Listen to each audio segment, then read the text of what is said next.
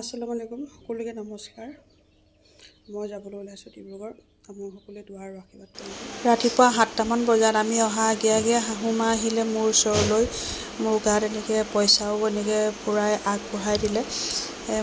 তাৰ পাছতে শাহুমাক আমি থবলৈ গ'লোঁ আৰু পুৰণা ঘৰটো মাত লগাব গ'লোঁ সকলোকে তাৰ পাছতে আহিছোঁ এয়া কেকাহেতৰ ঘৰলৈ কেকাহেতৰ ঘৰটো মাত লগাই আমি এয়া আহি পালোহি নাজিৰাত এয়া ৰাতিপুৱাই মানুহৰ ইমানেই ভিৰ লাগিছে অগ্নিনাভ মন্দিৰ আছে যে অগ্নিনাভ মন্দিৰৰ সন্মুখত এয়া নাজিৰা আহি পালোহি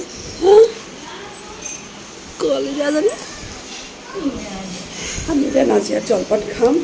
তাৰপিছত যাম ন লুকাইছা আকৌ মই ডিব্ৰুগড় যাম নহয় তোমালোকে যাবা দেই এতিয়া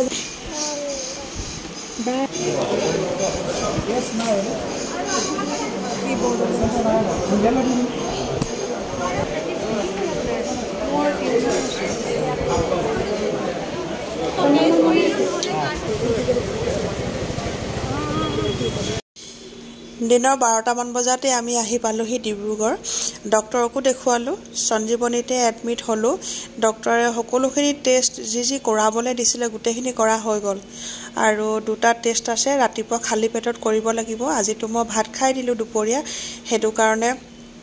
টেষ্টকেইটা কৰাব নহ'লে আৰু ৰাতিপুৱা আহিব লাগিব খালী পেটত সেইকাৰণে আমি গুচি আহিলোঁ দুলীয়াজানতে ভণ্টিহঁতৰ ঘৰত ৰাতিটো থাকোঁ বুলি আৰু ৰাতি আকৌ ননদ এজনীও আছে নহয় দুলীয়াজানতে ৰাতি ভাতকেইটা ননদজনী ঘৰতে খাবলৈ কৈছে দিনটো হস্পিটেলতে ইখন বিচনাৰ পৰা সিখন বিচনাত টেষ্টবিলাক কৰাবৰ কাৰণে বাগৰি ফুৰাই হৈছে গাটো নুধুলেতো ভাল নালাগে গা পা ধুই আজৰি হৈ এতিয়া আহিছোঁ ননদজনী ঘৰলৈ ভাতকেইটা খাম খাই বৈ সোনকালে আকৌ যামগৈ ৱালেকুম